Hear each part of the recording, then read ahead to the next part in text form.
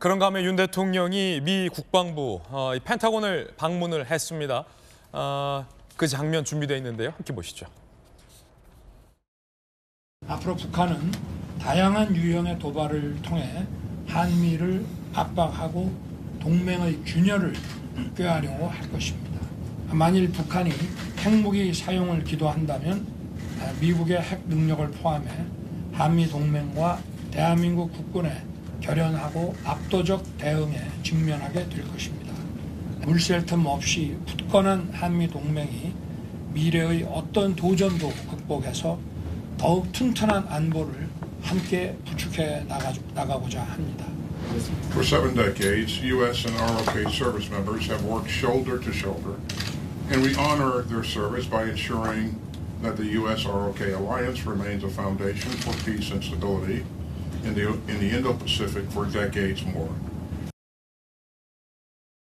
펜타곤을 찾은 윤 대통령, 미 수뇌부의 브리핑을 받았습니다.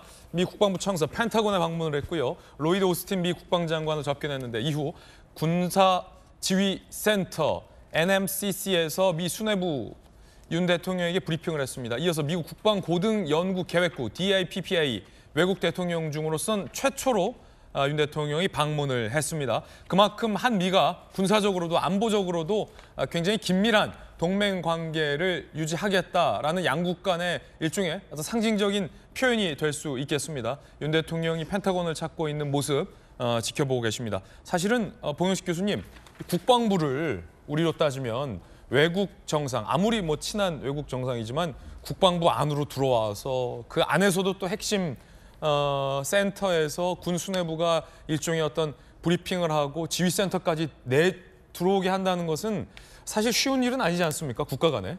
그만큼 이제 정상 간의 개인적인 차원에서 신뢰가 아니다.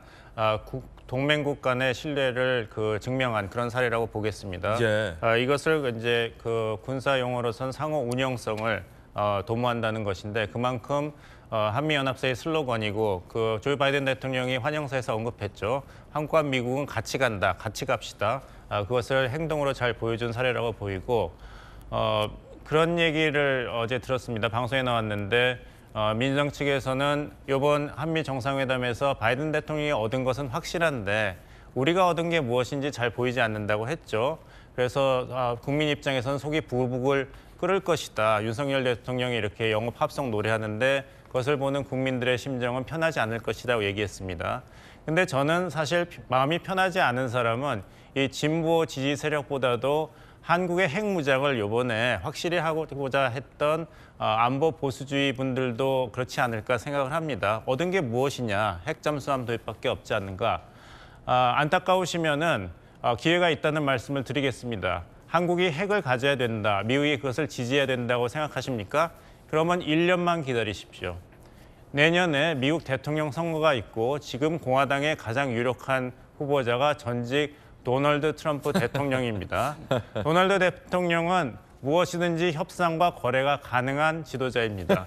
돈으로 하면 됩니다. 그래서 만약에 2024년 11월 대선에서 트럼프 대통령이 재선에 성공한다면 한국이 원하고 얼마든지 그런 대가를 지불할 의향이 있다면 핵무기 거래할 수 있습니다. 그것이 한국에게 가장 좋은 선택인지는 모르겠습니다만 기회는 있다. 이런 말씀을 드리겠습니다. 예.